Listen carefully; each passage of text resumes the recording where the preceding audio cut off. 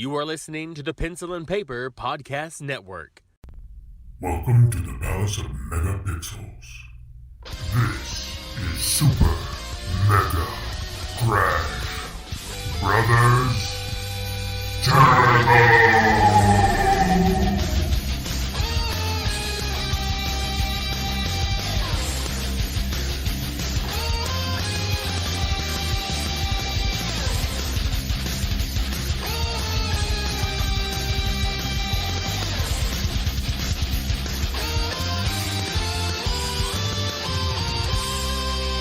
Hello everyone and welcome to Super Mega Crash Brothers Turbo. I'm your host Stephen White. With me as always is my co-host Lacey Finley. Oh, happy Mud Day. Boy, we are going to be in for a big show today because I got a lot. There's a lot happening. It wasn't like big beefy stuff, but there was a lot that caught your eye. We just had to... Yeah, absolutely. So I'm probably not going to dick around too much, but I am going to just get to things as we can as quick as possible because back end might be a little longer than usual. Not that I wanted it to be. It wound up being that way. I can't. Y'all are used to having to tuck in for a while. You know how it goes. So we buckle like up. To talk. Yeah. I want to hit a few things out of the way real quick that I just wanted to bring up. First of all, Super Mega Crash Adventures Episode 3 is available on YouTube. So fun. Go check it out if you haven't. There's a few familiar voices that you may or may not know. I don't know. But if you don't know them, you should go check them out. They're pretty good people. Yeah. You know? So do that. It's a fun episode to boot. Oh, yeah. It's one of those that I'll watch and I'll be like, yeah, this came together pretty good. Yeah, it really did. It really did. Yeah. Just little things about it. I guess the dynamic of our characters and the episode shifts a little bit, but not outside of what it should be, but it's good.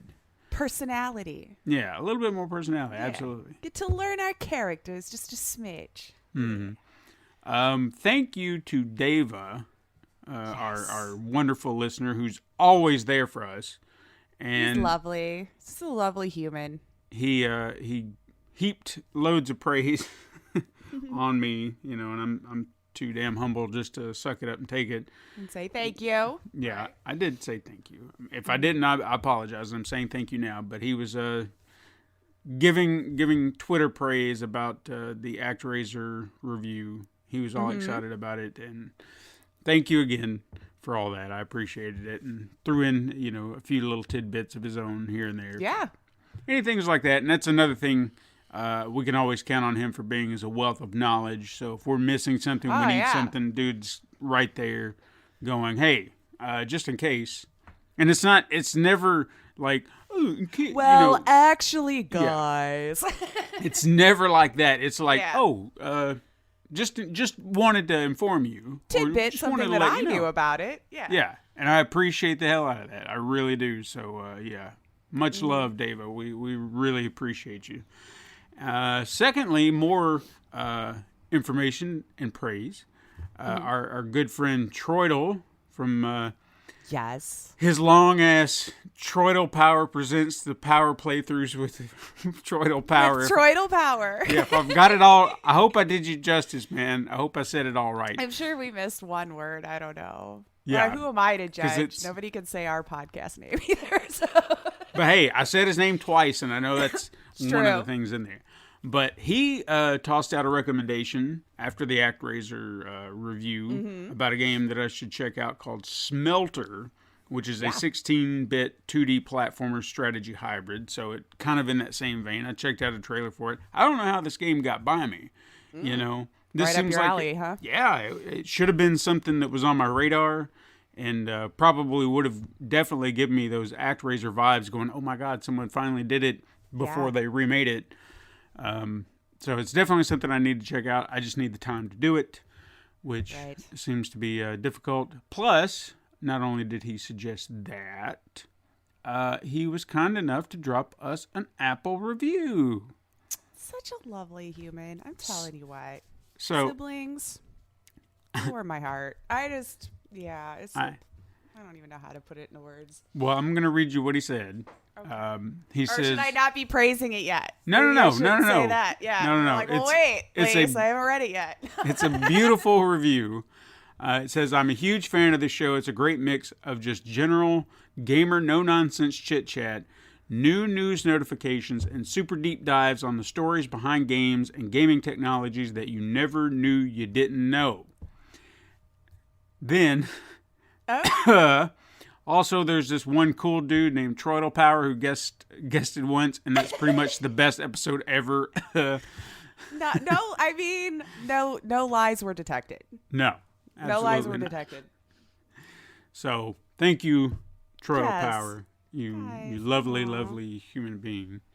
We love you all the same as well. And that was probably, I mean, I can't argue. Was it the best episode ever? I'm telling you. I mean, it was a lot of fun. I still remember it. It's in my top, you know. Just lovely person. We do tend to talk to some pretty lovely people. We do. And, you know, next week will be no different. Hint, hint. But Ooh. Spoiler drops. But, you know, I don't feel like that's us to decide. I mean, I remember having a lot of fun with that episode, but I mean, the siblings should be saying, guess hey. siblings, if you missed it, you'll just have to go back and listen to it now. Yeah. I mean, it wasn't that long ago, or was it? I don't know. Time. What is time Yeah. anymore? What else did I want to bring up? I know it was within this year. Yeah, that's true.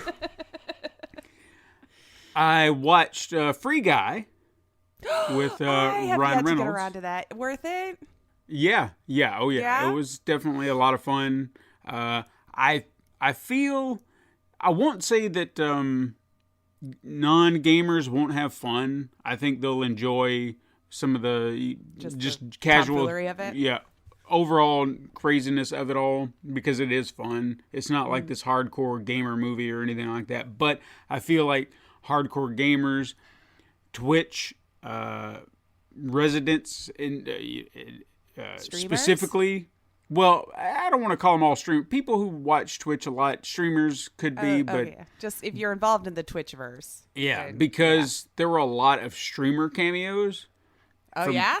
I mean, Ninja being one of them that you would expect. Sure. Yeah. But other people that I'm like, I don't know who this is. You know, for maybe me, I would. Yeah, you might. I'll have to go check. No spoilers. Don't tell me now. No. I haven't done any diving since it came out because, yes, people, I still like to surprise myself on new things too. Yeah. So I'll see if I recognize them. Yeah, If nothing else through news. I'll probably never watch them, but I'll be like, But yeah, they would do these bits as the movie kind of progressed, and like the streamers be talking about the game that he's apparently a part of, or is a part of. It's not apparent. It is. Right. And that's the point. And then they would just be like, oh, yo, it's such and such, and maybe one other that I recognize, Jacksepticeye, I think, was in there. Yeah. I think he's more YouTube, though, but I know he does stream on Twitch, but regardless, yeah. People who stream, but there were faces and names that I'm just like, I don't know who this is. So you could probably eyeball them and be like, oh my God, that's such and such, and that's...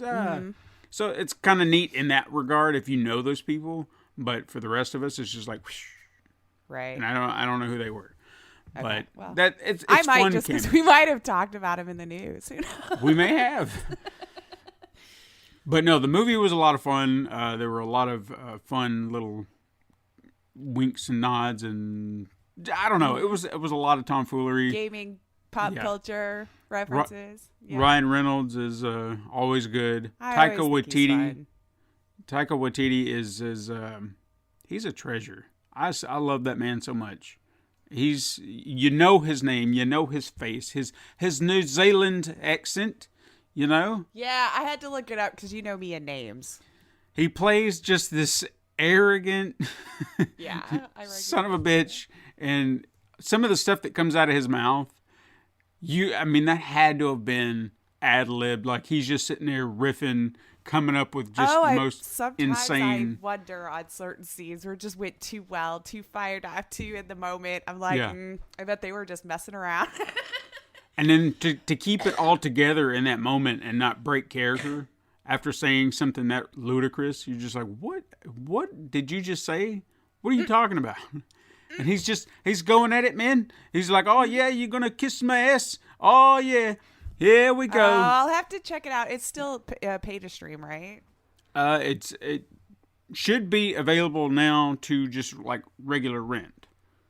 Because the Blu-ray and everything just came out, so everything should be like rent to what? Oh, well then I might check it out because I didn't know I wanted to buy it. Hmm. You know, or wait, I don't remember what the option was. Maybe it was like $20 to $30, like as a ticket, like a movie ticket or something. Well, they did do that. I knew I wanted to wait. Yeah, I think we're beyond that now. I think you're because everything's home video, everything's ready, so you could probably rent it for like $3.99 or $5.99. Okay, that's fair. Whatever. That's fair. I'll do that. Maybe I can see because I bought it. I'll see if I've got a screen pass. Maybe I'll Ooh. if it's available. But if it is, yeah, absolutely. I'm one of those dirty thieves. If you find it, just send it. And lastly, because I'm speeding through these, I want to talk about this, and you may have heard about it, maybe you didn't, but I knew this was going to happen when the headline hit, because people don't like to read. They like to take very good point. A story, condense it into this deep, quick sentence, and all context is lost. So you may have heard over the week that DC Comics announced that John Kent, who is now the current Superman, following in his father's footsteps, came out as a bisexual man. Oh, yes. Yes. I did see the news about that, yeah. Yeah, and then, of course, the internet said Superman is now gay. But that's not... that is absolutely not. Right? No, that's because true. Immediately, that's what people started doing. I saw this whole Twitter thread where someone says, Lois loves Clark. He's never been gay. And all this is like, you have absolutely not done any research whatsoever. What was the character's name? Not Clark. John. There you go. Yeah. John Kent, his son, who is now Superman, right, is the man who has come out as a bisexual man. Yes. Period. Yeah. Not you would Clark. think that should be the end of it, and it's fine, and we move on with our lives. No. Yeah. No. The internet turned it into a shitstorm. Going, how dare you make this is woke culture. Superman is now gay. I turn off anybody who's talking about how their fictional character was ruined. But that's a personal opinion. Where I'm just oh, it's not like we changed a historical character or something. They didn't exist, so yeah. Well, what's even stupider about it is I guarantee you that none of these like the people bitching and complaining. Like, they give a damn about Superman to begin with. Like, they go out of their way to watch the movies or read the comics. So what are you getting all bent out of shape about? Mm-hmm. And B, why can't the LGBTQ community have a Superman of their own? You know? Right. This is, like, when people talked about... I'm going to use a different superhero momentarily. Well, I guess we could use Superman because I've heard this story as well. It was like, well, what if we do a Superman story, but he's black? I was like, okay, so you're talking about making Clark Kent black? And they're like, yeah. And I get a little like I'm not against the idea, but to me, why not do something different? Like, you can tell that story, but make him someone new. From that perspective, yeah. Yeah, because the idea of Miles Morales in the Spider-Man universe, to me, is he is much more interesting because he's his own character. You're not burdened by everything that makes Peter Parker. And then now you're just trying to mix that in with, a black Hispanic kid. You're now saying, okay, he is his own person. We can make him a person of color as a Spider-Man and give him, like, he's not tied down to anything. Right. So in regards to Superman, if you want to tell that story, make Superman or Kal-El black. But then when you drop him, in Kansas or whatever, he's not Clark Kent. He is fill in the blank. Right. And change it all up. That way he is his own person. Mm-hmm. And that's how I kind of feel about John Kent being a bisexual man, because now you have Clark Kent. That's one Superman. That's a Superman for whoever. Mm-hmm. You have John Kent. That's another Superman for someone. Supergirl is a super person for someone. There is a black Superman, Calvin Ellis, from a different Earth. There's a Superman for someone. There you go, yeah. You have these variations. So just because it's not Clark Kent doesn't mean that cannot be your Superman. They're still that character. They're just embodying it's someone else. Right. But he's still that person. Or the hero you want him to be. He's no weaker or no stronger than someone else. It's just a different personality, different walk of life, different shoes. And should or cape, I guess. Different cape. But in essence, they have the ability to make that character more relatable to the audience they're trying to target versus being like, well, what if Batman was black? So we're just going to make Bruce Wayne black. And change nothing. He's just he's now black. Okay, but how can they relate now that you've just color swapped? Make real changes. Make it someone who is have the rooted. Freedom to create a new character. Yeah, that's what I love about the diversity that Marvel's been doing, and finally, DC's been doing, because this isn't the first comic character that has come out, which I really feel like they're towing a line here. Which, I mean, again, I'll give them props for being, what would be the term? Inclusive? Inclusive. But I also feel like you're kind of towing this line to be like, well, we don't want them to be fully gay. But one of the Robins came out as bisexual as well. Tim Drake, and again, there's nothing wrong with bisexual. Yeah. But it's just like, okay, so why not go one way or the other? I don't know. And again, I'm not saying anything about bisexual. I just mean that, so why are you towing that line? It's interesting right there wasn't variety within that. Is what you mean? Because I don't know anything about John Kent, or as in regards to his time currently as Superman or anything like that. So I don't know if there's ever been relationships with girls or anything like that. But Robin, on the other hand, that made more sense because he has had girlfriends in the past, all this other stuff. So maybe there was just a part of him that they hadn't explored yet. And then you could say, okay, yes, he's been bisexual or has been bisexual this entire time. We just, maybe it was a part of his life he didn't think to explore. Wasn't ready to talk about yet. Yeah. Right. But then that would make sense in the context of having girlfriends in the past. It was just like, but now I want to look at this. What era would John Kent technically be coming up in then? Like, is he present day? I guess. I don't know what they do over there anymore.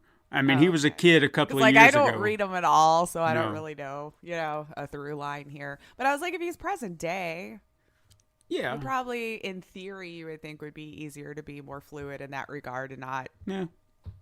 Again, I'm not trying to judge. Here I am trying to make it a real thing too, because I was like, wasn't it brought about in like the 40s and the 50s, and they didn't talk about it, Yeah. Bizarre. I'm not trying. I'm not the right person to be talking about this stuff. I just wanted to talk about how ridiculous it is that people got. Just don't waste your energy on that. If you don't like it, you don't have to read it. I don't know why they're not reading it. That's the messed up part about into it. The conversation and just I don't know. I have that problem with people in general. Just because you don't like a thing, why do you think it just shouldn't exist? Why can't you just move on to content that is for you? Why is it?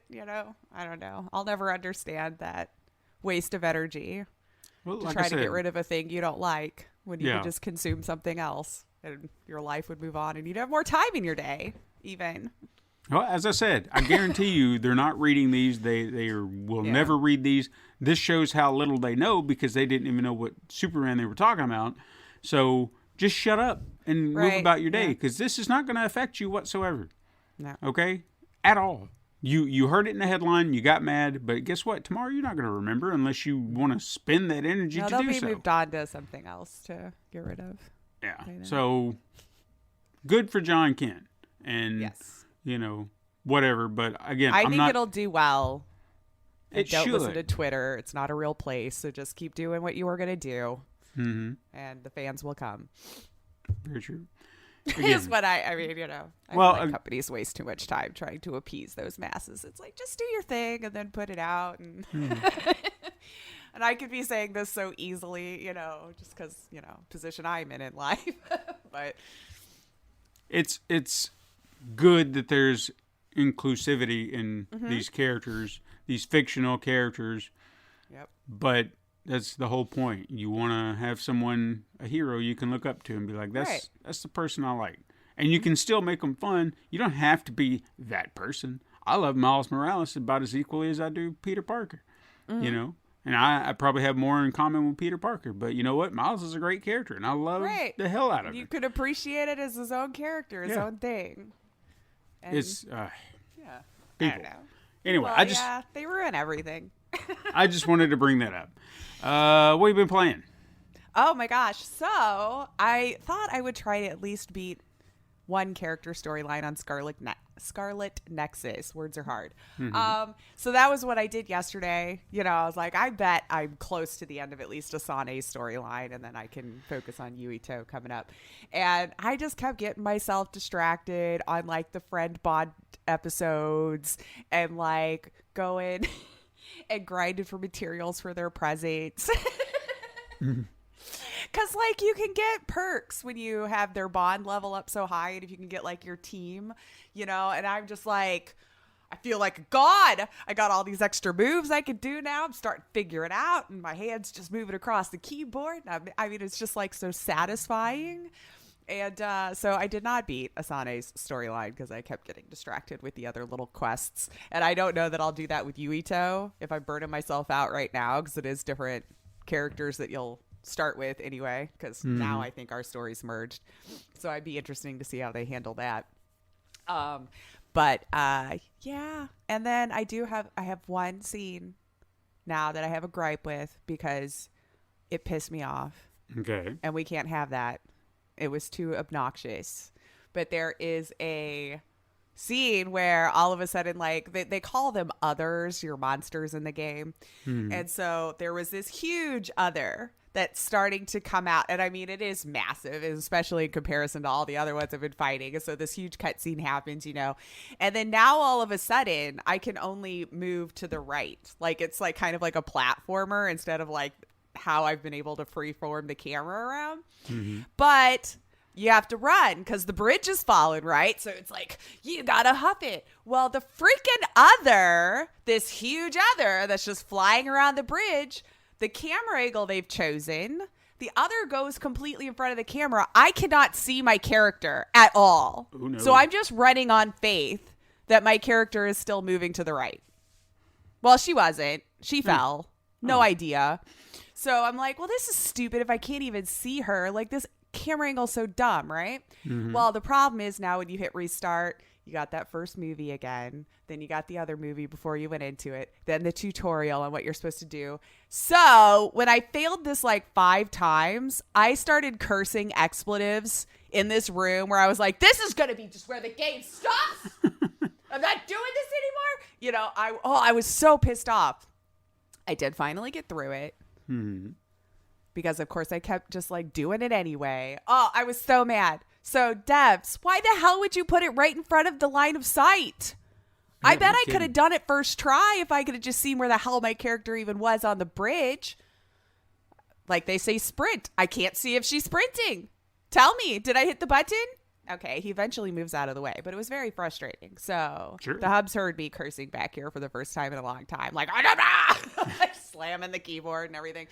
But, yeah. So, I haven't finished Asane's story. Hopefully, maybe today I'll sit back down and try it. I don't know. I keep getting sidetracked with all the other things, which, who cares, right? I can play it however I want. Sure. And then I, for some reason, decided I wanted to play The Infectious Madness of Dr. Decker again. Because I noticed there was a couple of achievements that hadn't popped, although I think it was bugged. Don't hate me for saying this. But there was one that says, like, you get for 25 hours of gameplay, you get a achievement. Well, I'm at 50, so clearly there's something wrong there. And so I was going to go for just getting the no hints achievement. So I just brought up a guide. Screw it. I've played the game a few times now, so I was just going to take the exact wording and kind of copy paste, get my little achievement. And then on Act 2, with Nathan, I'm asking all the questions, and he won't turn green because I also want all of the insanity points because apparently I didn't pop that one either, where you just like completely morph into the dark side on everything and encourage all of the bizarre and the weird. Mm-hmm. I could not get him to go green.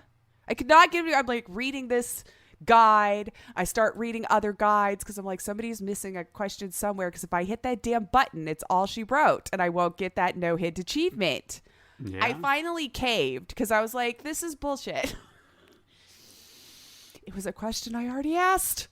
I was so upset. So I think there's another bug there. I was like, I just played this for another 5 hours, I think, at that point. I don't know. I walk away so many times. But so I guess I just can't get it. And I'm just going to have to be sad.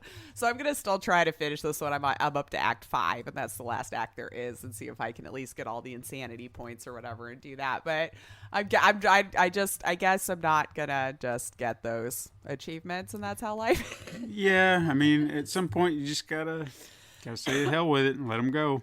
Yeah, I thought maybe, whatever. I thought maybe it had been fixed. I was like, I'd go back to it. So I reinstalled it just in case. It still runs fine. So if it was just about the achievements, then whatever.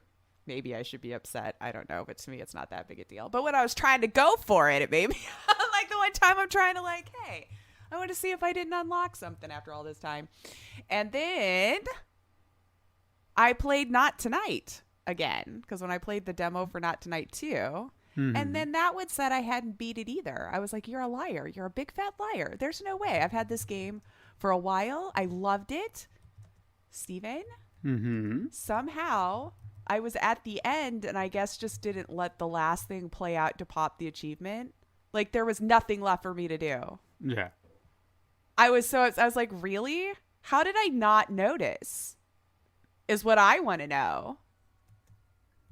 I don't know. Well, regardless, I think I'm 99.99% sure that was messing with me too. Because like when I watched the whole end thing, I'm like, I swear I've seen this. So I don't know. Whatever. So technically, I guess I beat that game for the first time this week too. Well, all right, according to my achievements. And then I think that's it. Although I do have to share this because I just think it's funny. Stupid Steam suggestions. Sure. This is hilarious to me. So remember when I told you about the FMV, I think it's pronounced Moti Solo. It was that Korean dating sim where it meant like no girlfriend since birth or whatever in Korean, the word Moti Solo. If I'm saying it wrong, I apologize to those who speak the language. So this was just a really silly dating sim. I didn't have like choices of people I was dating.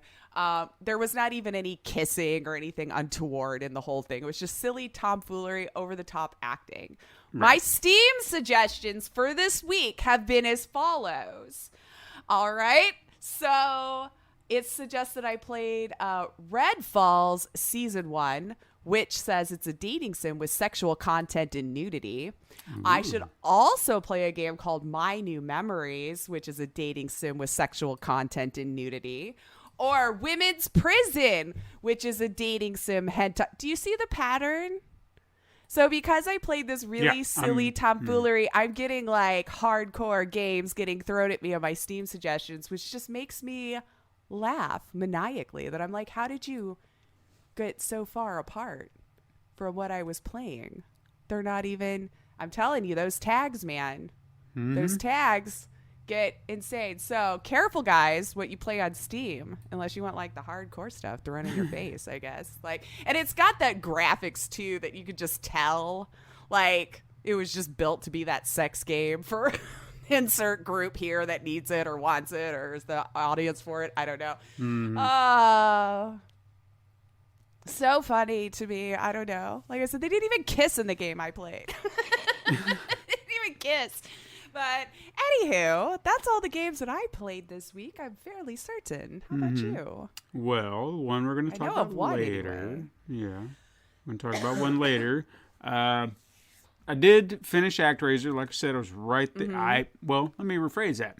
I thought I was at the end, but they pulled a fast one on me. Because as I went to fight the boss, or boss is, the big bad boss, the credits start rolling, and then they're like, hey, oh, there's a new land over here. You want to go check that out? And then I was like, what the hell is this? And then now there's an entirely new island or world that you get to build and defend and all that. So I was like, cool. A nice little bonus thing. Yeah. And then all your characters that you met along the way, they come and help you. So now everybody's here in this new land. Mm-hmm. And I played it for a little while, but I didn't get a chance to finish. If I would assume you can finish building and defending and doing everything here, but did not have the time, so I'll have to get back to it at some point.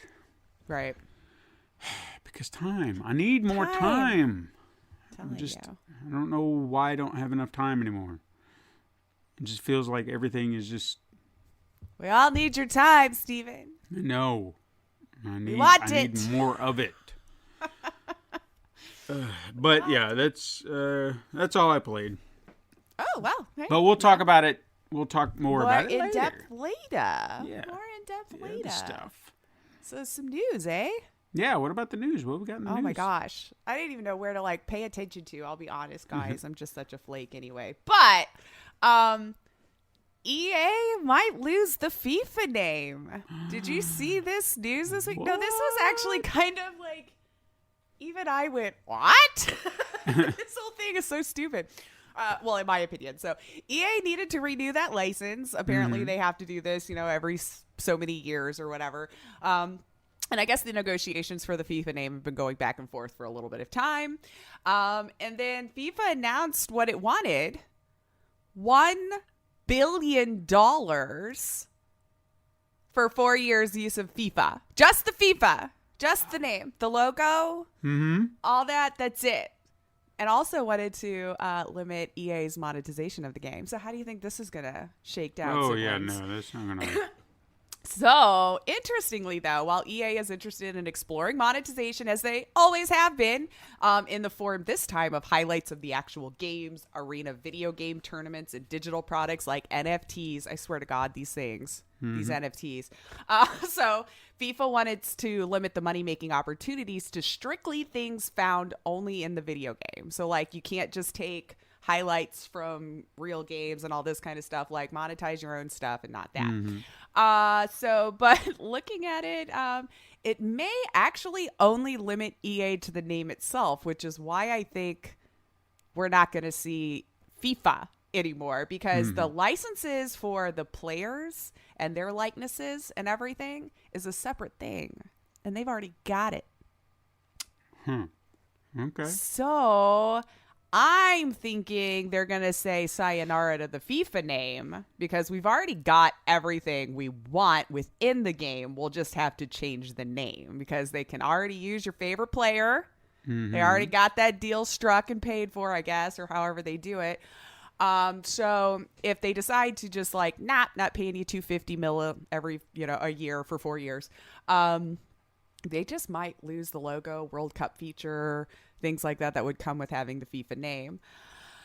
I just having a feeling with EA, they're just going to be like, well, we'll keep that billion and just keep using your players because we already got that contract, and then we'll just call it EA Sports. Like they trademarked a year or so ago, just EA Sports FC or something like that. Yeah, I could see them doing that. Easy. $1 billion for the name, man? I feel isn't that $1 billion? but even I go, really, FIFA? And I don't I hate EA. I would love for them to fork over all the money, so I don't care. But I'm really? It sounds like when you make a bid so high because you don't want them to take it. You're hoping it'll just be out of their price range so you could just wash your hands of the whole thing. Yeah, why not? It does sound about like what they did. It just sounds like such an evil offer. I don't know. Billion. My God, I need to get some water here. But yeah, so if you're a FIFA fan, if you're a soccer fan, I get it. In the States and stuff, especially, they've got a stranglehold on basically sports and video games. I guess just start looking for EA Sports FC in the future instead of FIFA, because I just honestly don't see them paying $1 billion for the name. Yeah, it's no. Stupid. They love to surprise mechanics the crap out of everything. So if you're going to tell them they have to pay $1 billion and not monetize all the stuff they can possibly monetize with the FIFA name, they're going to be like, but yeah, no, thank you. That's my prediction. Oh, you're absolutely right. We're not going to see FIFA. Mm-hmm. To kind of sidestep, but still within the realm of soccer, just some little tidbit I learned this week, which I thought was kind of interesting. You may or may not know. You know John Green, YouTuber John Green, writer, books of like Fault in Our Stars and Looking for Alaska and so on and so forth. I know those books at least, yeah. Well, anyway, he said, I think he has part ownership in a soccer team, AFC Wimbledon, and they're like a third tier soccer team, so they're, a little low, and, he still supports them. Yeah, it's still like, love for his team or whatever. But he found out, apparently, that one of the actors from Ted Lasso, who plays a character by the name of Jamie Tart, is a huge fan of AFC Wimbledon because of John Green. Oh. So, and it's like, look at that. That's pretty cool.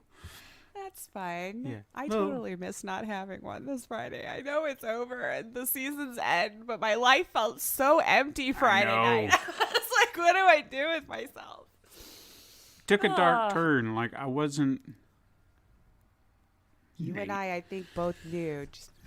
I know. I don't want to say anything just in case all of a sudden we spoil a show you watch a gaming podcast. Sorry. Like, I shouldn't have expected this here. But go watch Ted Lasso if you don't. I love it. Yeah. Nintendo, eh? They had a fun week. Yeah. I guess. Well, firstly, we could just talk about the Animal Crossing update. They did a direct talking about Animal Crossing. So it looks like we're going to get an update for November 5th, which will have a new island, boat tours, all the fancy stuff you could do on your island. Now you could do more. It looks like a home decorator kind of presentation. The Happy Home Paradise is the name of the DLC, so built right in for you with what you'll be doing.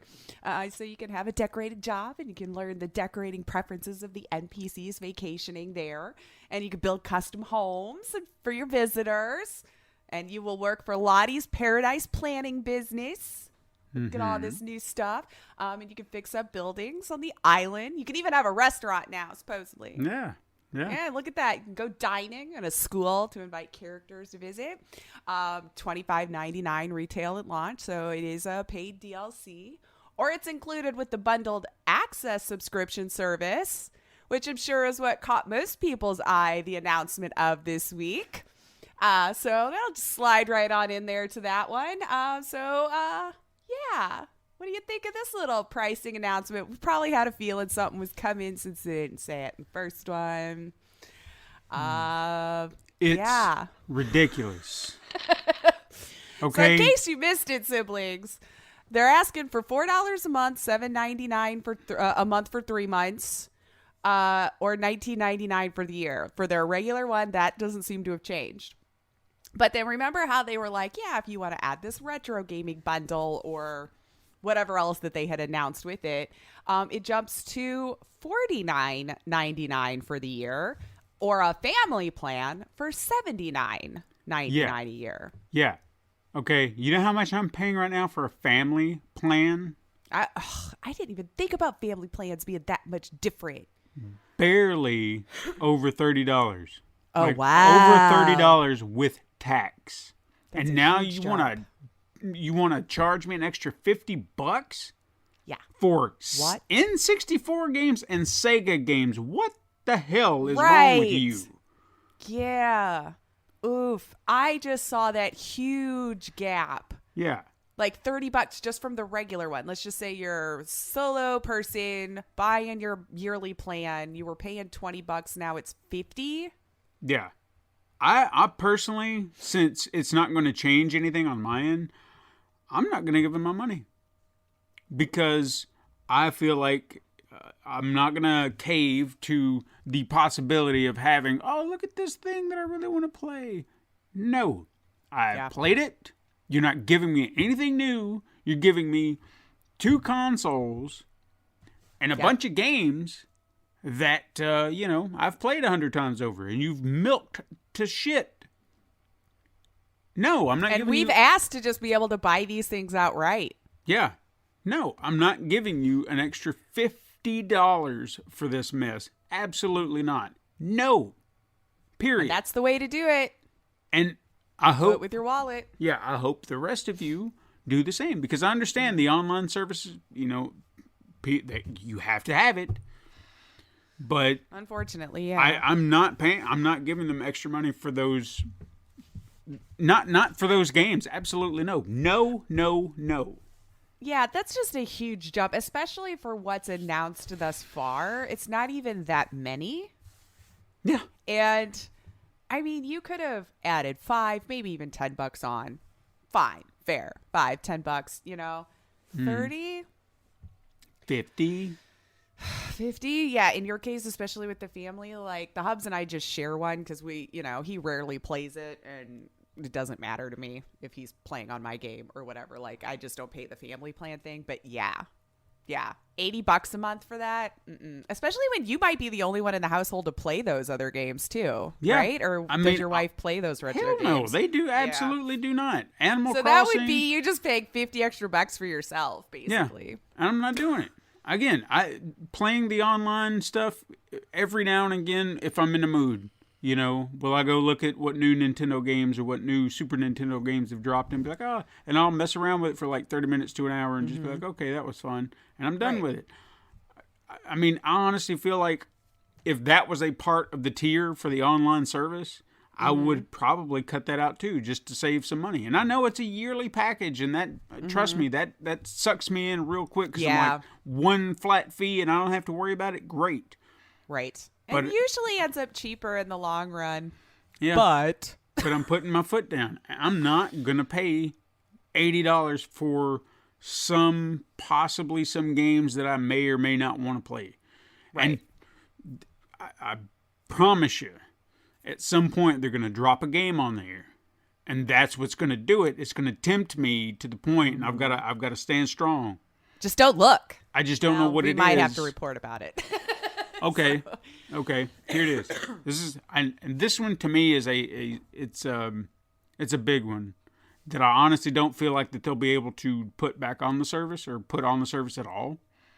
But if there's one game that would make me drop that $80, it would be Conker's Bad Fur Day, because it was a game that I loved so much. Yeah. And I played to death that when everything just kind of disappeared. And then, of course, Rare got bought up by Microsoft and all this other stuff. I was like, well, I guess I'll never play that again. But if they could find a way to put it on that service, that would be the thing to tempt me. Because I want to play that game again. I've always wanted to play that game again. And I know I could probably get it on, Game Pass or whatever. Because I know there's a Rare collection on there somewhere. Yeah, I haven't looked for it specifically, but maybe... I want that game. I don't need all that other crap. But this is why we emulate games. That's right. Because they give us other ways to buy them. Mm-hmm. Anyway. But still on Nintendo. And since you've been playing it, don't know if you've come across this issue or not. There seems to be a progress hampering bug that players have experienced in Metroid Dread as of this week is when I see it. It hasn't been out that long. But apparently players, if you're playing this and you're like, crap, I'm stuck, can't move on. Apparently this occurs near the final stages too of Metroid Dread. So I don't know if this is a spoiler for you. You might be past it. This isn't sound like a spoiler, guys, but just warning in case. But Nintendo stated that the bug seems to only occur with certain requirements while you're waiting for the patch. They gave us a little PSA on a workaround. Apparently the patch should hit the end of this month, so you shouldn't have too terribly long to wait. But if the player destroys a door, it looks like there's some sort of map marker that you can place, and the door is displayed on screen. It will forcibly close the game. Like, apparently people were just like, that marker was there, that door, the game hard shut down. So Nintendo just suggests for the time being, if you've already encountered this bug, to start the events again. If you can, go back to that one, and then restart the game before playing that sequence. Like, apparently stopping it, restarting the game, then playing that sequence once you've removed the door icon map marker. It prevents the error from occurring, and you should be able to actually move on. But some people were not able to progress past this point because of this map marker door fiasco that seems so innocent. I don't know why. Like, why that would do it. But there you go, siblings. If you're like, oh my God, why the hell can't I guess just do this for the time being. Just restart the game for that sequence there at the end. I was trying to be vague, so I didn't do spoilers. But if you've been playing the game, maybe it'll go, aha, I know what she's talking about. You know, so I tried to be vague to not spoil. But so maybe it wasn't helpful. Maybe I should just, anyway, download the patch if you want later. I'm trying to not spoil and give you news. I don't know how. So yeah. That's my Nintendo news. Okay. I'm mentioning this because I thought it was hilarious. I know you rolled your eyes or whatever, but a modder made Squid Game in GTA 5, and did you watch it? I watched a little of it, yeah. I actually thought it was quite entertaining. It was a YouTuber who goes by Vadact. I hope I said that right. Looks like he does this with GTA 5, though, when I was looking on his page. Like, recreates these different scenarios in the game. But actually created the whole freaking thing, man. In there, he was playing the characters from Squid Game. They modded, like, the outfits that, you know, the workers wore with the circles and the triangles and all of that. And he just recreated a couple of the games, which they did red light, green light, and then they did the bridge, and then they did hide and seek, which isn't actually in the show, but I thought it was hilarious. And I tell you, I have to mention modern things because it entertains me to no end. So I recommend watching that if you just want like a 15-minute short thing that somebody put together, and it was just entertaining to me. But bigger reason why I was bringing that up too is Netflix is tossing around the idea of making this a game, because of course they are. Well, I mean, they are trying to get into games, so right. And this was very successful for them. So, yeah, Netflix Asia executive Min Young Kim says a Squid Game video game is being considered. Sounds like they're already bringing it to the table and having these talks on what a Squid Game IP would even look like. So it sounds very, very, very early, which probably means we're going to see merch and all that kind of stuff coming out of it too, if they're talking about this being its own like IP line, you know, like its own thing. But Kim didn't provide any speculation on what the game adaptation would look like at this time. So it sounds like they're just coffee talk still for the moment. What would this look like when we're sitting at the table? What do you got, guys? But yeah, I don't know. I think we'll see that on their service. It totally makes sense. Netflix going into gaming. They got this really popular thing. I could totally see this being a video game of some sort. I don't know how, but I mean, I understand that games are games, and I guess I just don't understand, like, what through line do you make this a thing to do? Watch it just be like a BR game of sorts. Yeah. Like, kind of like how, oh shoot! What was the one that just Fall popular? Guys. Yeah. Kind of like that is what I envision. Only not so cutesy, of course. Like blood everywhere. Right, blood, you know, and gore and whatnot, or how far they take it. I don't know on their video games. We'll see. But still on the Rockstar grind, the GTA trilogy officially, I guess, announced. I feel like we've been talking about it forever, but I guess now since they officially are talking about it, we can pretend like now we know where we did it before. I don't know, whatever. But they're happy to sell it back to you for $70. Yeah. Looks like you're getting those 3 games. Is it? I can't find anything. Is this a remaster? They literally just trilogize. I know that's probably not a word. This and then put it back out for you. The way it sounded, just, you know, upscaled to I guess HD or 4K or whatever, and they've modernized the controls, but that's about as far as we're going. We're not going to get, you know, polished graphics. 3 games. But still, I mean, do you remember how terrible they looked with their block? I mean, compared to today, at the time, sure. Yeah, at the time, yeah. That's just how it looked. Their hands are all blocky more and squared and Yeah, faces aren't nowhere near as detailed. Mm-hmm. That was just the day, day and age it was brought up in. But yeah, I don't know. So there you go. I guess if you were looking forward to being able to play it on something more current that you might have in your home, here's the trilogy for you. There was also a leak of the achievements list. I didn't care if you care. There's a leak. Go see it. I don't know. I don't know what that tells us, but I guess, probably maybe didn't really have a whole lot of them before, creating some for the trilogy. So there might be some new ones there for you to get. But it is set to release later this year on the PlayStations, the Xboxes, Switch, and PC, and even a mobile version in 2022. There you go. So yeah, you want to play this? Go play it on all the things. All right, I'm gonna attempt to talk about this, siblings. It's an area I vaguely understand, but I think I understand it, and I'm trying to put more understanding to it because it doesn't make any sense. Mm-hmm. And since so many people think it makes sense, I think I'm the dumb one. I don't know. It's a vicious cycle. Yeah. Anyway, we're going to try to talk about this whole Steam banning crypto and NFTs, while Epic apparently now wants to embrace it. I think just to be the honorary kid, really and truly. But I don't know that I completely understand this whole medium with cryptocurrency and NFTs, people. And I don't know that there is anything to understand. But again, I think maybe I'm trying to put more to it. But ever since they've become a thing, no matter what I read on it, there's a disconnect. But I was reading articles about how Steam has banned the use of cryptocurrencies or NFTs to be exchanged on their storefront. Mm-hmm. A dev team that goes by Space Pirate noticed this in Valve's What You Shouldn't Publish on Steam, as they were currently working on an NFT-based game, whatever that would look like. Again, I don't get what that would look like, an NFT-based game. But the change was because the company doesn't allow games itself that could have real-world value. And I feel like that's been there for a while. Maybe we're just now talking about it because it was just noticed.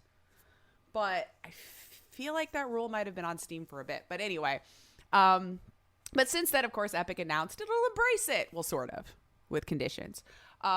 Which is a direct contradiction to 2 weeks ago from Sweeney, who had replied to a tweet about these games saying, "We aren't touching NFTs as the whole field is currently tangled up with an intractable mix of scams, interesting decentralized tech foundations, and scams." So he felt the need to say scams twice.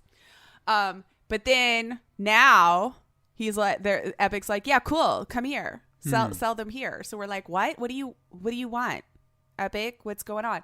But he followed up with a distinction for us for this case. So according to Sweeney, he and Epic make a distinction between the company as a game developer and as a tech company. So while the game dev Epic won't touch NFTs, they're not going to make those games. Mm-hmm. You can make them and sell them for us on our storefront.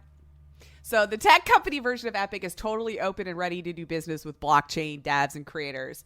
The dev team's not willing to make their own. I'm not sure I still get it, but they were like, "We'll publish it. We'll give you money and let you put it on our store, but we're just not going to create our own." That's the distinction that he put out. Okay. I mean, that's the look I had all day yesterday trying to weed through this. So you're saying that, forgive the comparison here. So I'm not going to rape you, but if you want to, you're more than welcome to here. Yes. I don't want to be a part of it, but you are more than welcome to rape whoever you want right here in our space. Right. I'm just not going to create that myself, but I'll allow it to happen. I don't know. So those are the conditions, I guess. Fully embrace it. Again, I feel like they just saw that Steam isn't doing a thing, but guess what you could do over here while we still don't give you a cart?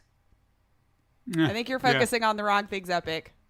Give us a freaking cart. No, they're not going to give you a cart. They've heard this argument for so long now. I think they're doing it on purpose just to be like, no.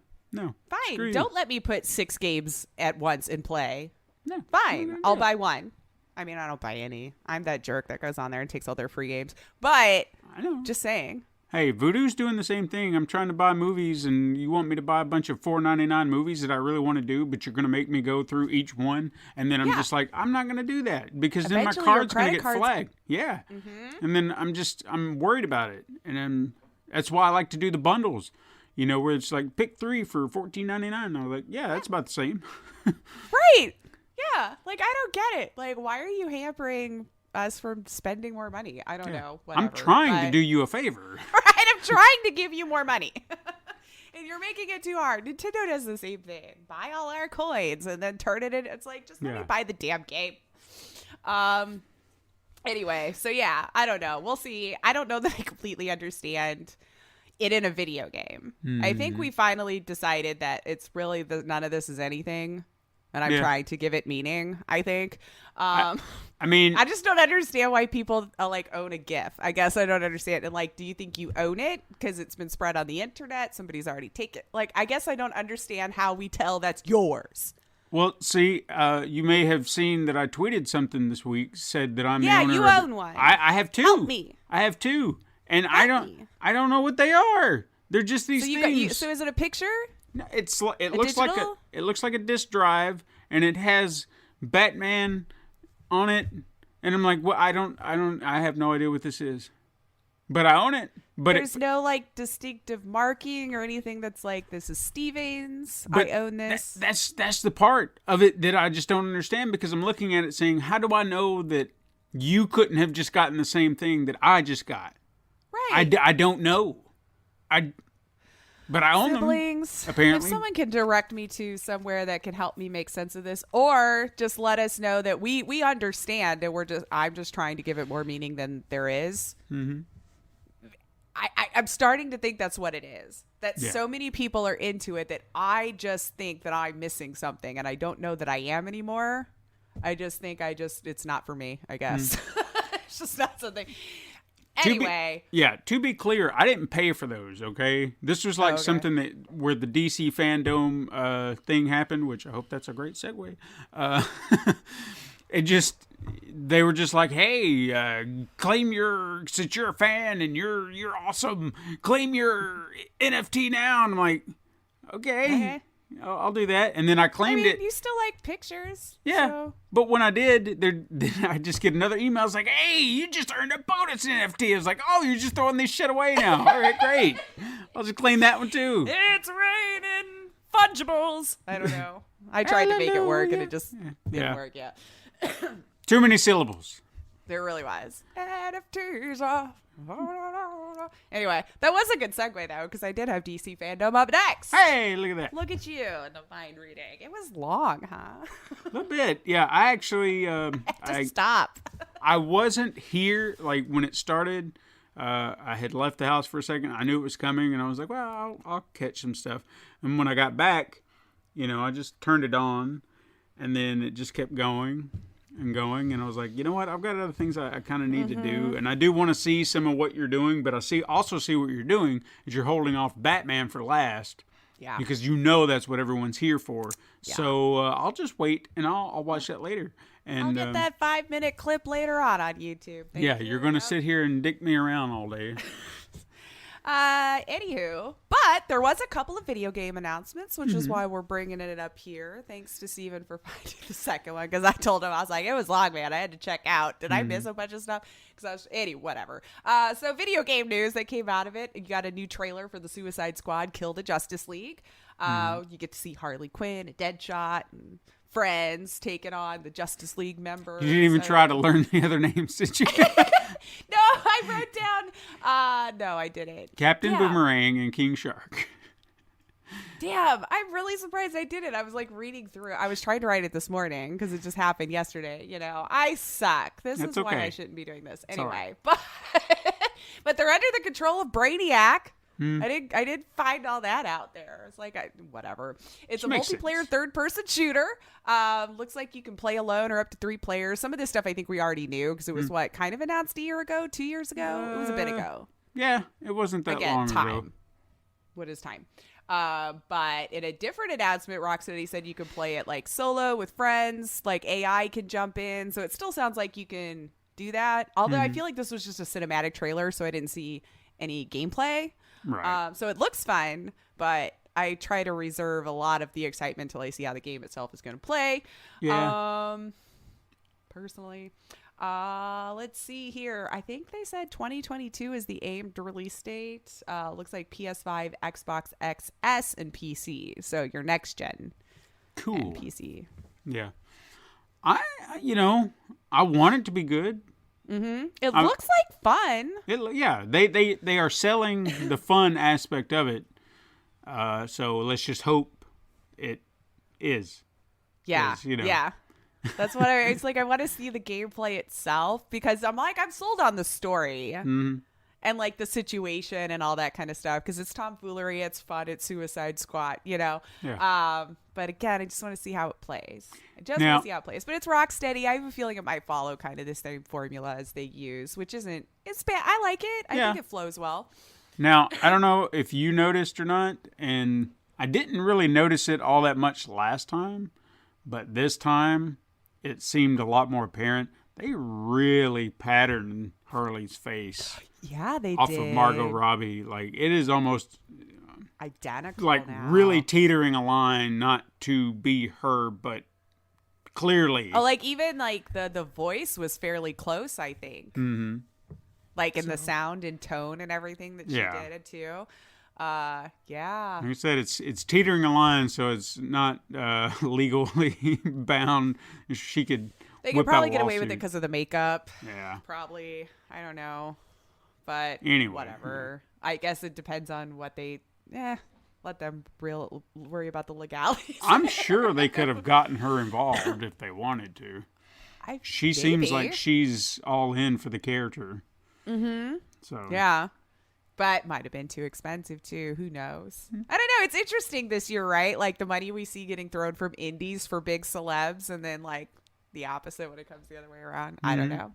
But there was also another look at Gotham Knight Court of Owls. Thank you, because I could not find this to save my life. Looks like the first peek at the game. Feels like this is the one where they were set like after Batman's dead, right? And like you saw Robin and Batgirl, Nightwing and Red Hood. See, look at me. Look at me. I did look into that one. Captured by, but of course I was really into it when I saw like the owls and the penguin thing at the end. It was hilarious to me. In the cinematic trailer, they showed some behind the scenes stuff too. If you're interested in that, there was like another 3-minute video where some of the devs and things like that talk about just Batman and seeing new characters come to life and what's being done with it. So if you're into that sort of thing, that was like short 3 to 4 minute little deal. But that was really about it on this one, was like that cinematic trailer and then picking apart what we saw in there and then the behind the scenes thing. Again, looks like a Rocksteady game, if I'm honest, and looks fun. We'll see when more stuff comes out with gameplay, because that's always my hang up. I mean, the only thing that I have that I want to see out of the game since they've announced it is obviously there's 4 characters to choose from. I'm really hoping there's some diversity between the 4. So Robin doesn't feel like Nightwing. Nightwing doesn't feel like Red Hood. And Red Hood isn't Batgirl. Just I want each one to have this distinct play style. Maybe Robin is faster, quicker, but maybe not a powerhouse. Whereas Red Hood, he's got his guns. He can go to distance. Maybe Nightwing is a little bit more well-balanced. Yeah. Batgirl could be the more well-balanced. I don't know. Just hopefully, just so to make it feel like you're legit stepping in a different pair of shoes for a moment. Right. Instead of just reskinning some animations or something. Yeah. And maybe you can change your tactics. Maybe if... I don't know if you are just playing different characters in different areas or if you can choose different characters, because they haven't really, maybe they have and I just didn't pay attention, but if you can change your tactics, that would be kind of neat too in each area. I don't know, it seems like it could be a lot of fun, and I'm hoping for a fun time. I'm looking forward to it too. I feel like, and again, what can you get from a cinematic trailer? It almost felt like it's probably like when a different scene happens and you're now playing this story for a minute with so-and-so, whomever was up at that thing. But we'll see. You're right. It could just be a swap. It feels like you would just follow the story and have to follow whomever was doing what at what time. I'll be honest with you. What's bugging me the most is there used to be a time, like I remember a moment in time long ago when licensed games, with characters that we all know and love from other mediums, Yeah, games have become like, hit and miss because they're just trying to bank for, Or it's legit a remake of the movie, show, whatever, that you're just playing word for word, basically. Yeah, and it could be some side-scrolling whatever, and you're just like, what the hell is this? And then eventually they got good, and you're like, oh, okay. And then we were really doing good there for a while, and then the Avengers came out, and we're like, all right, I don't know what's happening. So now we're back in this... Can't win them all, I guess. Well, because now you don't know, because you think that they were starting to really find their footing, and then someone makes a huge misstep like that. Yeah. After all that we've learned, and then you go and screw it up. I don't know. Yeah. Yeah, well... We've seen it before. Yeah. We'll see it again. It's just that at one point in time, I used to be excited for these games again. And now I'm very reserved because when Avengers was announced, I was like, oh, yeah. And then, not touching that with a 10-foot pole. Yeah, I guess we've got to just start looking at everything individually because we've had some, over the last year, some teams we all loved, trusted, didn't think could do any wrong. And pooped the bed. Well, I have a few quick hits to fly through. I know you said you had a lot to talk about. I didn't know if there was any other news you wanted to bring up. I've got a few quick hits to fly through it. Well, Epic finally admitted to being inspired by Among Us this week. Yeah, after all this time. So with the imposter mode in a tweet that would have been sweet to me had they not already, had Innersloth not already tried to reach out to you. But whatever. But Fortnite tweeted, their Fortnite account, I should say, not Epic, Imposters Mode was inspired by Among Us game and actually tagged the game this time, and received some updates and goes on to list whatever those were coming to the game, right? And then Among Us account replied with the little eyes emote, like, oh, we're up. You mentioned me. What's going on? So then Fortnite replied going, hey, since we've got you here, we're some big fans and want to work on something fun together. And so they were like, cool, yeah, let's jump into DMs. I'm just like, they said they did that a long time ago. I mean, finally, good. Yeah. But. Yeah. Too little, too late. Know. A little too late to me. I don't know. But if they're fine with the dev team and everything, by all means, they're the ones involved and have to deal with it. I just think it's kind of crappy that they allowed it to go on this long with no response. Yeah. And then now. But regardless, they admitted it. As we all already do. Sure. Okay, you probably saw this one, and I was just going to bring it up because I thought you might find it fun. Ed Boon's tweet. Did you see about talking about Mortal Kombat 30 years ago? No.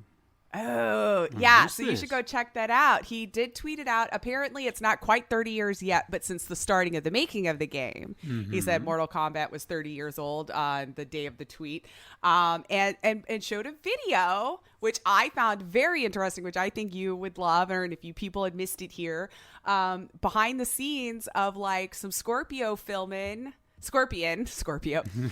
filming behind the scenes and like the epic get over here, like how that just came to be and how even, having the chains and stuff coming from his hand, it was just interesting. They literally were just sitting around collaborating going, what if, how about, let's try, and here we know and love it 30 years later, couldn't live without it in our game. So I thought that was fun.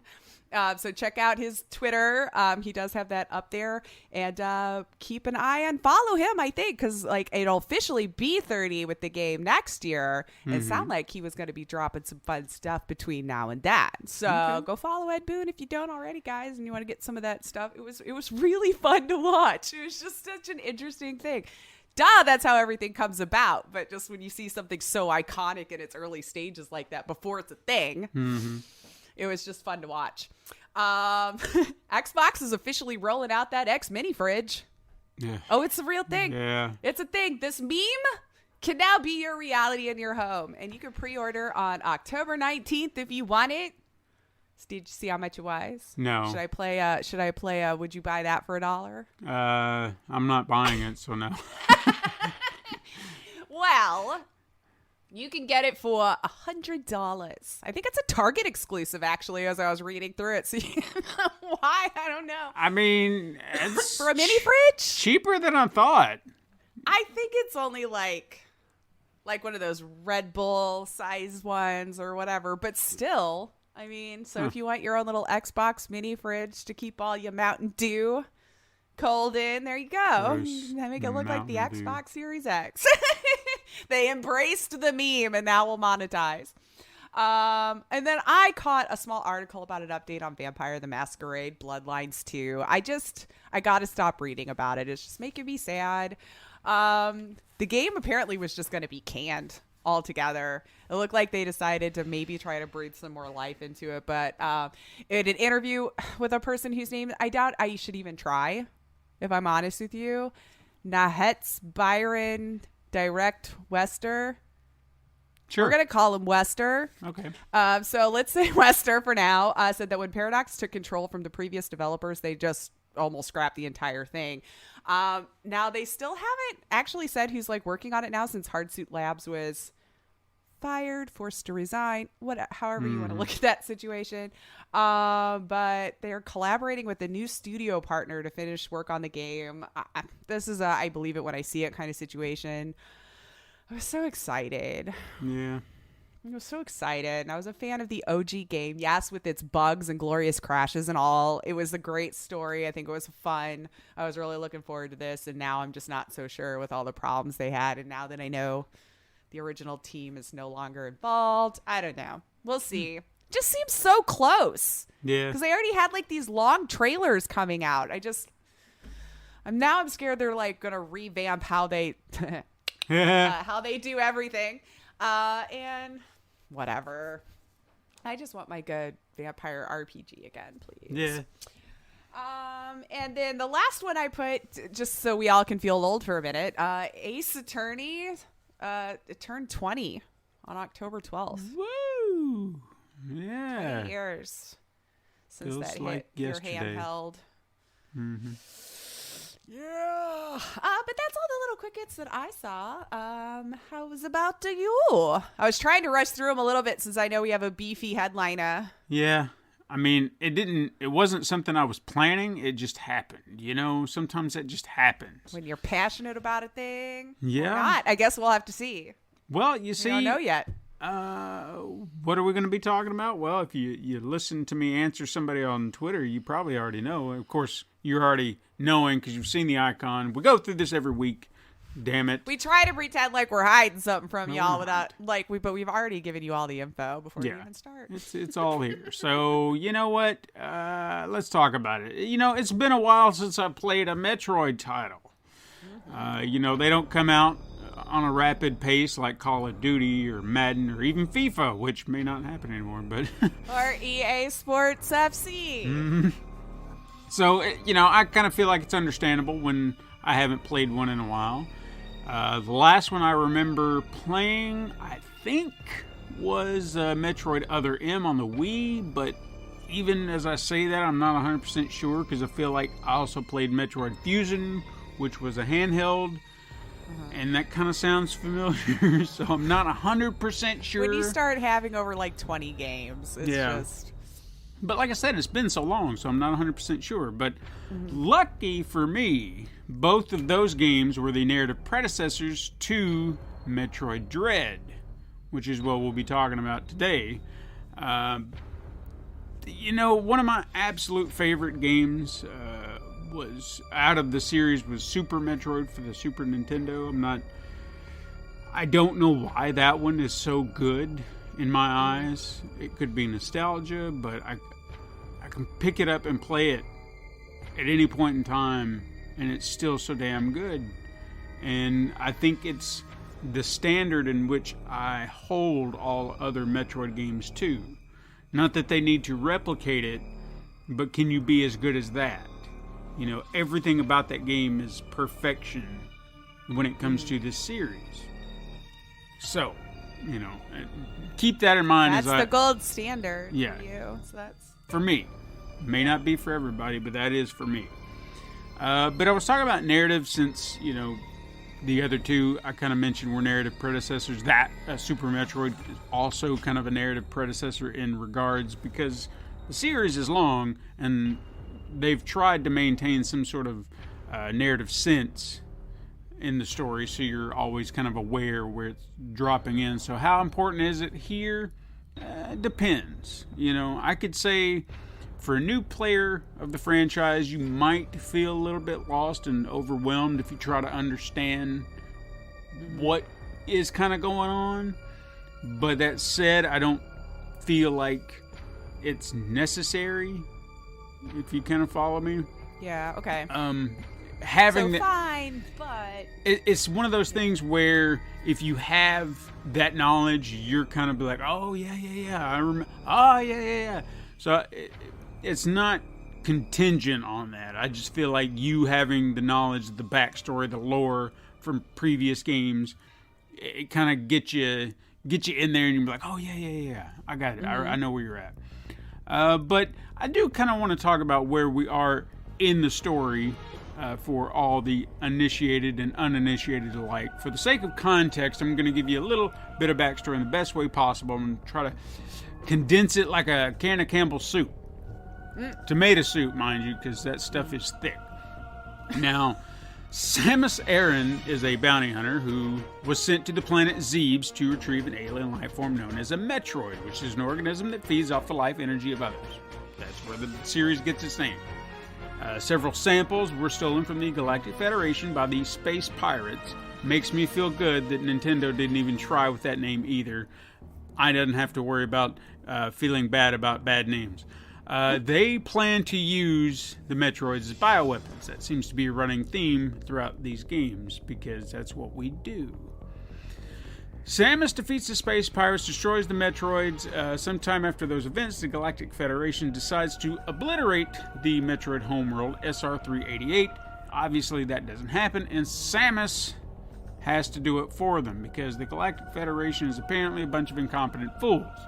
Now, while she's there, she encounters an infant Metroid who imprints on her and is like, hey, you're my mommy. She finishes her mission. She takes the baby with her. She drops it off to a bunch of scientists. They're going to utilize its physiology for energy-producing abilities to benefit mankind.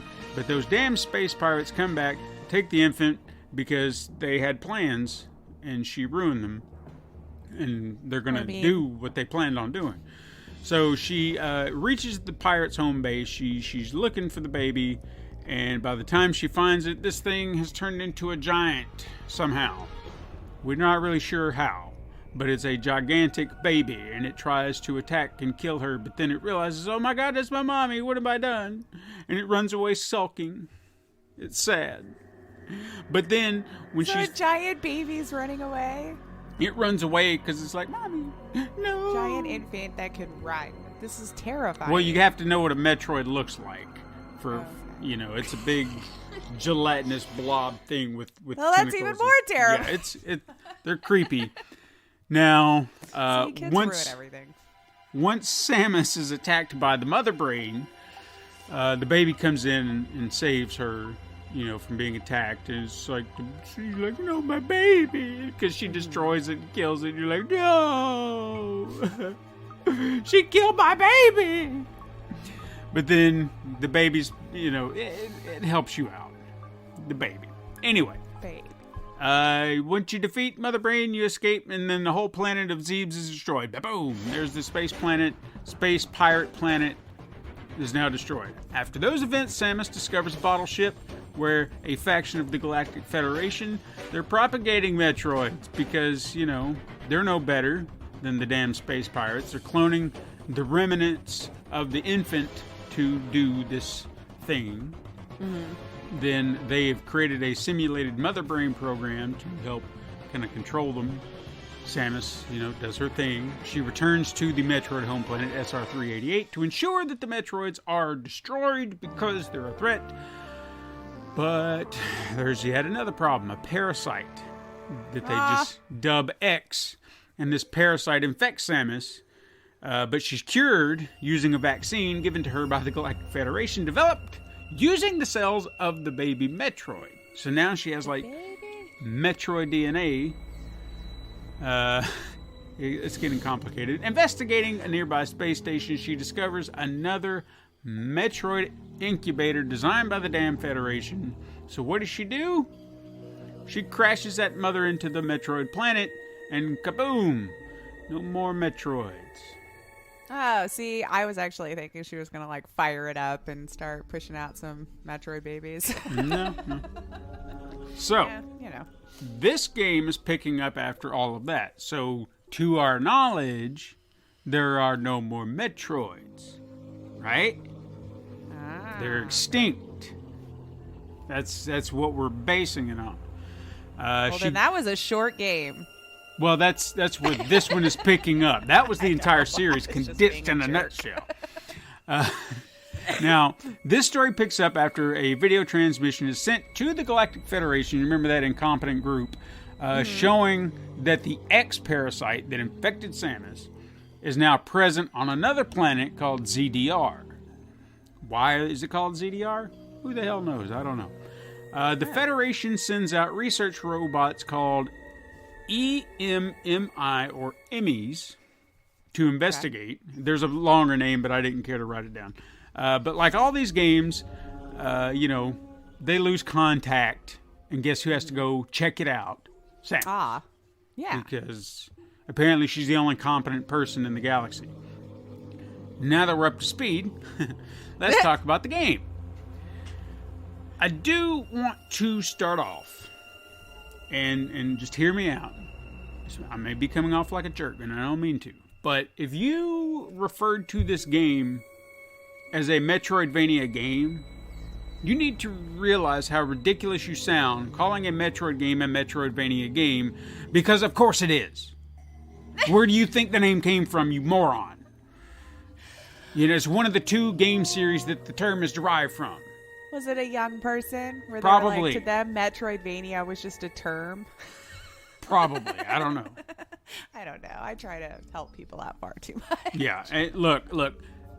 Granted, there's the Prime series of the games that are FPS games, and they are good for what they are. But this, to me, is what Metroid should be. This is its finer essence, if you will. The preferred way I'd like to play a Metroid game. After the game's brief story recap and introductory cutscene, you are dropped on the planet, and you have very minor tutorials to get yourself familiar with anything. They don't really kind of give you anything. They're just like, this is your shoot, this is your jump, and there you go. And have fun. Okay. And, which is kind of surprising and bold in this day and age, because you feel like you get stuck with 30-minute tutorials. Oh, my God, right? Just to do anything. But no, they're just like, here's a game, go. See ya. And as I kind of... respect that. Yeah, don't get me wrong. I mean, there was a lot of respect to it, but as I played through my first area, I was just like, I don't know if I'm doing everything. Like, I felt like I was missing something, like, because I didn't have that guiding hand.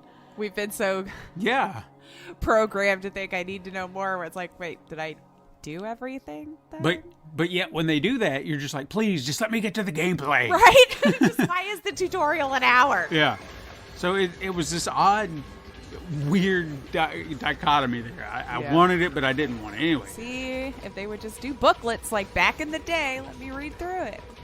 Now, the one thing that I should have known as I was exploring the initial areas is that in every Metroid game, you're going to have to come back.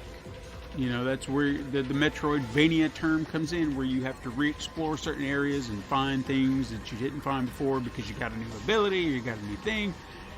And my instinctive wanting to explore, aspect just kind of kicked in. I was going, I can't go here. I can't go here. Oh, what's up there? Oh, my God, I can't do anything. And I was getting frustrated, but I should have known. It's like, just go. And I don't know why I thought it was going to be any different. There did seem to be a very specific moment when the world, as I played, felt immediately more explorable. You know what I mean? Okay. Like, it was almost like, hey, play up to this point. Just keep going. There's kind of a set path here. Just keep going, and you'll get there eventually where you can go explore a little bit more. And then there was that, I hit that moment, and I was like, ooh, I can go back here, I can go here, I can go find that, I can go here. Ooh, I remember seeing that. And then it was at that moment I went back and started doing a little more exploring and trying to find little secrets and hidden gems and things like that. And that's when I kind of found myself not wanting to stop playing. Not that I wanted to stop before that, but it was more like, oh, I gotta stop, oh, I gotta go to bed, that kind of moment. Now, it took me a moment to kind of get a handle on the button layout. Like, I don't want to say that it's awkward in any way, but I just felt like there was a lot, Yeah. Like, sometimes it just felt a little overwhelming because they have the shoot and the jump right where I want them. But then there were these other control schemes that just I know it's ideal, and I don't know what more you could do differently, but I felt like I was struggling to get everything up here in my head. You know what I'm saying? Yeah. Like, one struggle I had was with the new precision. Like, I understand what to do. I can't make it happen. Yeah, like something is just not happening in my head to connect dots. Like, one struggle I had was with the precision aim system that they've added, which allows you to kind of aim and fire in any direction. So you hit, I think it's your L1 button or whatever they designate it as, your L button. You kind of go into a locked stance, and you can just move your arm cannon and shoot wherever, around you, behind you, down, up, wherever. 360 degrees. And it's a wonderful mechanic and very precise aim, especially if you're getting swarmed. But it's not ideal in a very hectic situation. So if you kind of drop into a situation where, something's coming at you, you kind of need to be aware, and you can't just kind of lock into place all the time. You know what I'm saying? So it's a great tool just when there's a better opportunity to use it. Sometimes not every opportunity is there, but they do give you other things to kind of help for various situations, which I did appreciate. Additionally, Samus's movements, like the controls, this may seem contradictory. They felt tight and very responsive, but at the same time slippery, if you kind of follow me here. Like, sometimes I'd just be moving, and then I'd just kind of run into enemies or struggle to duck as I'm trying to aim and fire. It's not that Joy-Con drift, is it? Not to my knowledge, because I played with the Joy-Cons, and I've also played with the Pro Controller, or the GameCube Pro Controller, not an actual Pro Controller. It's not easy on that one. But not either. the Joy-Cons. Right. Or Joy-Con. So it's just, I don't know why I can't duck. I'm sitting there going, I just want to duck. I want to aim at this thing down here, and sometimes she'd aim down. But it's like, no. The thing is ahead of me. I need to aim that direction, and you're aiming diagonally down at the floor. This is not helping. Down. So it wasn't like to the point where the game was broken or anything like that. It was just a struggle to get her to do simple things like duck and shoot. What seems like a simple mechanic. Yeah. Duck and shoot. Or duck should and shoot. be. And since you can't use the control pad, you're using the stick, there was no way to go to that and just be like, well, I'll just use this and that'll be a little bit more precise. So it wasn't like that. So again, it moves great. If you're kind of hauling ass and shooting and running and you know exactly where you're going, you know exactly what you're doing, you can just flow right through that and everything's going to work. Mm-hmm. But just at times, I felt like I was having issues trying to do just the simplest little things. And it's hard for me to say what exactly is doing it, because is it me? Is it the controls? I don't know. Right. Something feels off. Yeah.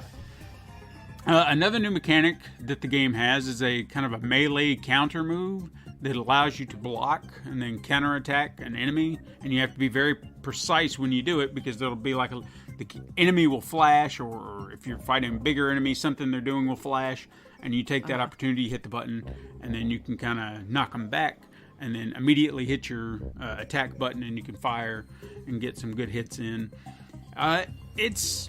It takes a moment to get used to and the hang of, especially in tense situations. You can screw that up because your brain's like, and then you'll hit it too soon and you'll be like, damn it, or you'll hit it too late.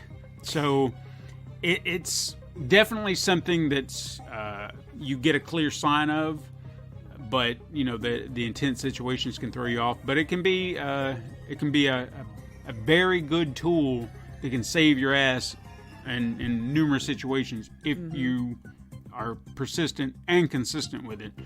Yeah. So just be aware of that. Samus also has the ability to slide in this game, which I won't say immediate or like altogether. It foregoes some aspects of the Morph Ball, which has always been a mechanic you see in the previous games, where she kind of rolls up into a ball and you get under little crevices. I say it foregoes certain because in previous games, if you saw like a little narrow pathway under a wall, it's like, well, I've got to wait for my Morph Ball. I can't get up under there. But now, if it's low to the ground in your path, you can just slide up under it. Now the Morph Ball is for, those little places out of reach that aren't low to the ground or on the ground. So it kind of gives you a little bit more freedom to explore, but not completely. So the Morph Ball becomes that thing. It's like, oh, that vent up there on the ceiling, that's somewhere you got to go. But you're going to have to wait until you get that. But you can still slide on the floor down here. So that was kind of nice. And the slide mechanic does help with another new element that we've not seen in a Metroid game, which I'm sure you've seen it in the marketing, the aforementioned Emmy robots. If you've watched a commercial, that's pretty much what they focus in on, is that thing chasing her and making those beep, beep, beep, beep, beep, beep, beep noises or whatever. In the story, they are reprogrammed to see you as the primary threat. These are the robots that the Galactic Federation sent, but here they have been reprogrammed. So if one gets its hands on you, it's game over, pretty much. They all know. Yeah, I say practically because there is, as I mentioned, the primary, or that small window of opportunity to where you can do the counter, but you have to be watching what you're doing because it's a very small window, and every time I screw that up because you're intense, because once it starts chasing you, you're just like, I gotta go, and you're just kind of like worked up in the moment. So when it grabs you, you're eager. You're like, so you could screw that up pretty easy. And like I said, it's not a get out of jail free card because it'll just buy you some time to get away. So if you can do it, great, go and try to get out of the area if that's what it takes. It's really kind of what they've done here, like the intensity of hearing it, because there are certain areas when you're going to encounter one of these robots. It's like they have a very specific area in each, I really don't know what you'd call them, worlds on this planet, cities like or zones, towns, areas, zones. There you districts. go. Zones. Yeah, they have these very specific areas in which they patrol, and once you kind of come into them, you have to be aware of your noise level. So, like, if you're walking, that's fine, okay? But if you start blasting stuff, if you start, shooting enemies and stuff like that, they're picking up on the noise that you're making. There's even enemies who can make noise, or maybe like you trip a motion sensor mine or something like that. That blows up and it's like, what was that? And it starts, crawling over there. Yeah. So it's about as bad, as where they're really tracking you. They have it's almost like echolocation, I guess, because you'll hear the beeps and boops and stuff like that, and then of course they're doing their little line. It reminds me. Figure out where you at. Yeah. Maybe I'll ping my noise off you.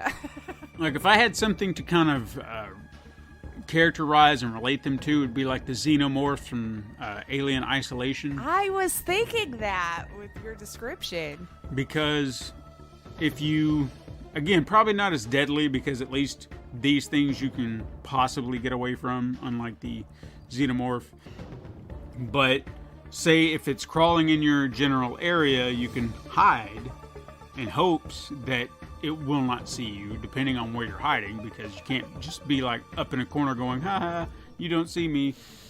The moment it sees you, boom, it's hunting you, it'll chase you, it will grab you. Can you ever get rid of it? Yes, you can.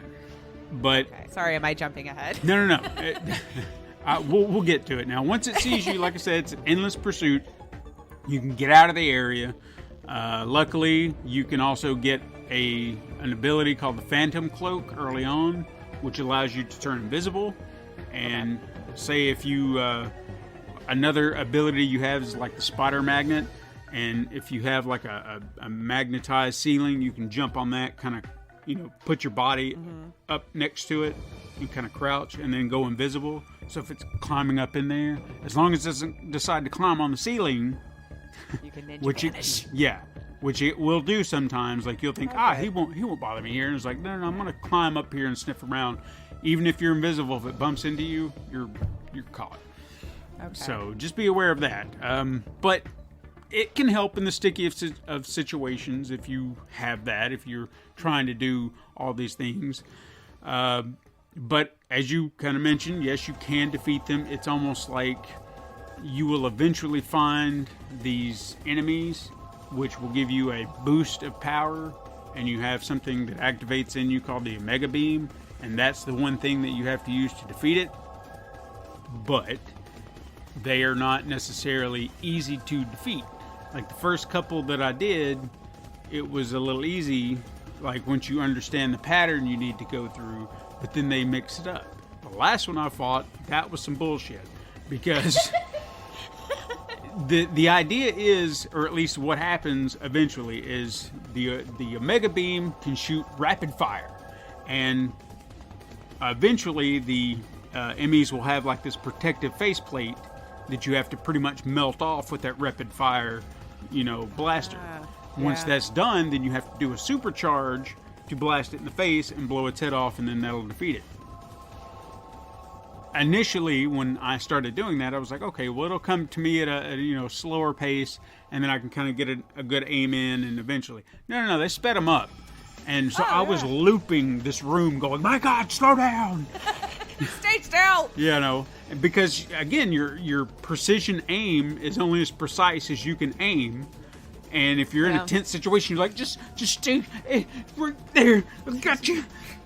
Yeah, it gets insane. So these sections for me are probably the most intense, and definitely give the game its earned name of Dread. Like, this is why it should be called Dread, because the feeling you have the whole time you play. Yeah, you're just like, my God. Ugh. Now, I have mentioned other games before that I'm not into super difficult games. I'm not the person for hard mode or super intense mode or whatever stupid ass, New game plus. Yeah. There was a time that I was in for that, but I'm not a spry chicken anymore. Don't have the patience for all that. I really don't. I don't want that stress in my life. I want to enjoy my games, have fun with them. I understand. This game kind of toes a line that kind of would get me intensely frustrated. And I don't want to say that it was a turn off.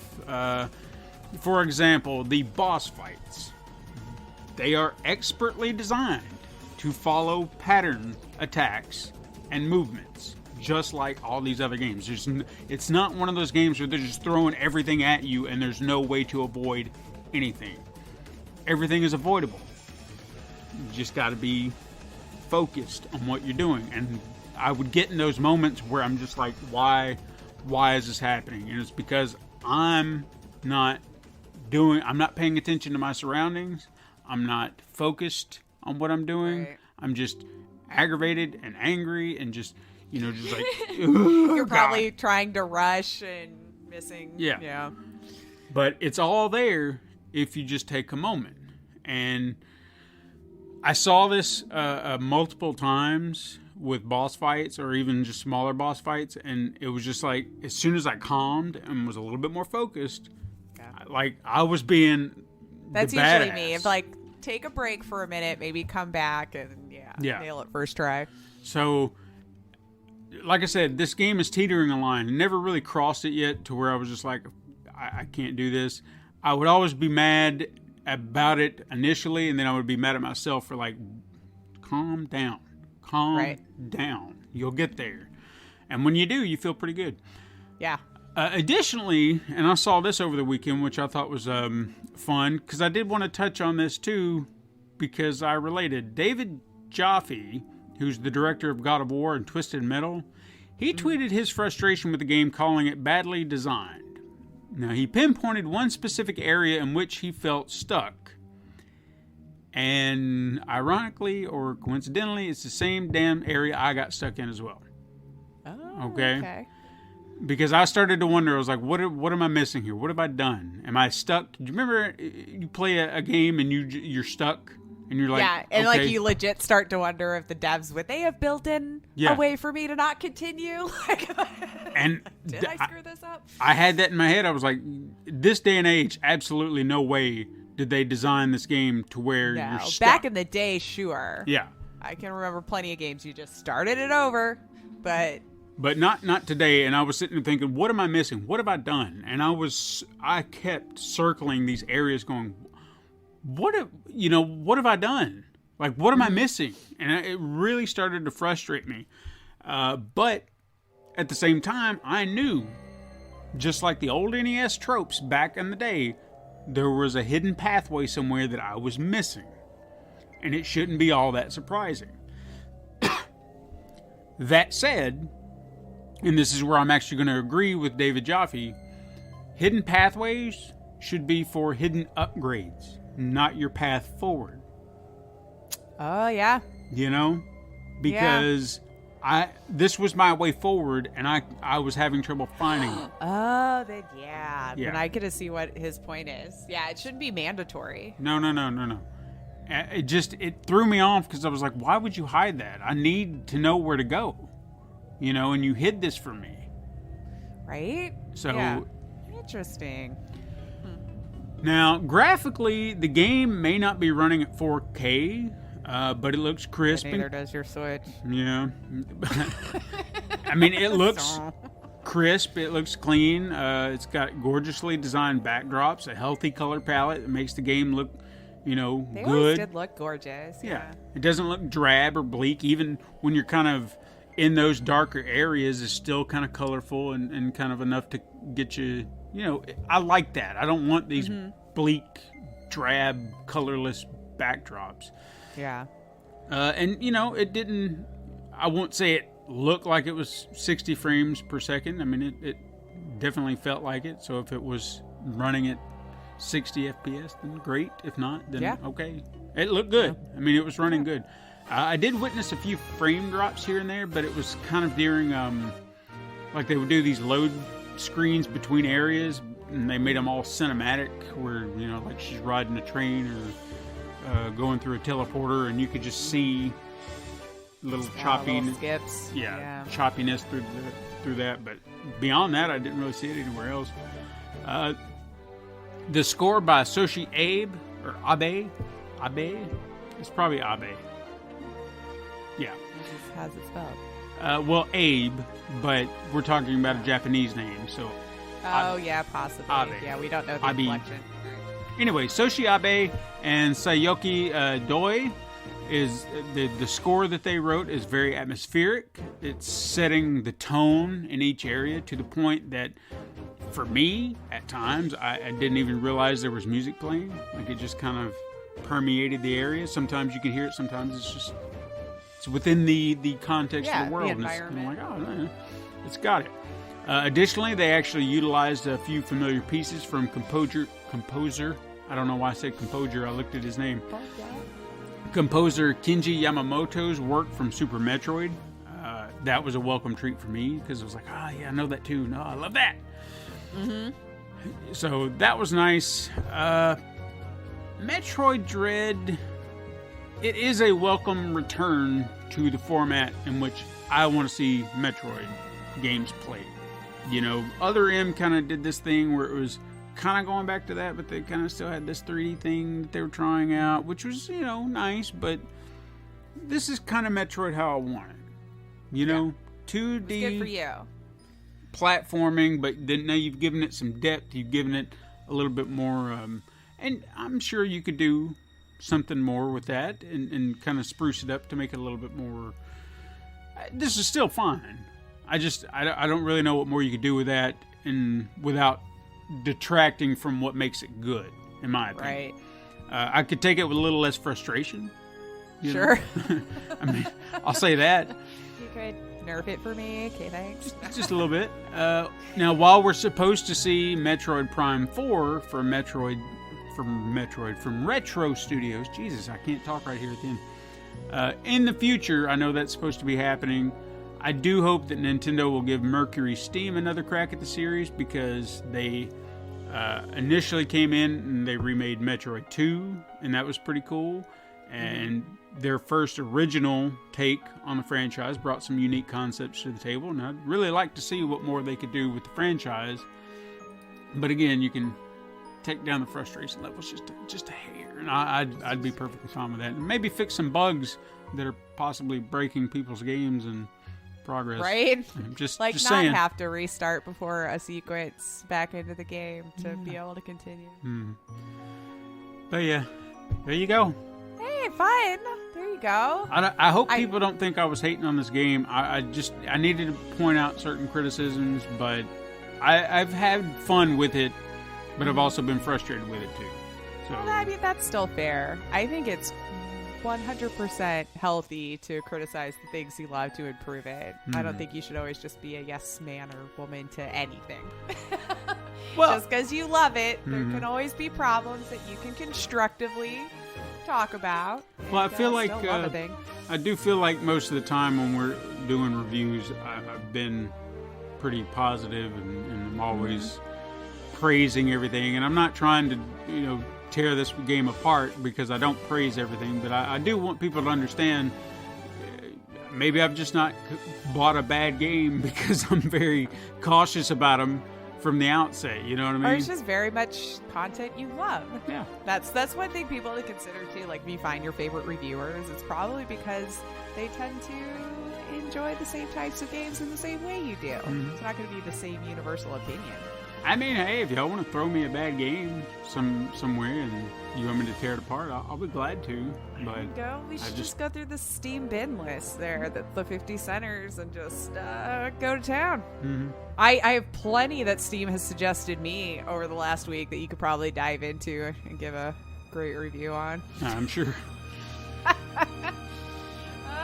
Well, thank you. I guess that's our show. That is our show. You can hit us up sometime on Twitter at SuperMegaCrash, or you can send us an email to supermegacrash@gmail.com. You can find us on Instagram to view the weekly icon art that Steven puts his time and love into. You can also support the show by liking and leaving reviews on your preferred platform. You could be totally cool like Troidle. Yeah. Just saying. And even going to patreon.com/Pencil and Paper Productions. You can find us by searching Pencil and Paper Podcast Network, or just search Super Mega Crash Brothers Turbo wherever you listen to your favorite podcasts. And even youtube.com/Pencil and Paper Productions. Check out episode 3 for Super Mega Crash Adventures while you're there. And thank you so much for listening. I'm Lacey O'Finley. And I'm Stephen White. And join us again next time, Super Mega Crash siblings. But until then, game on.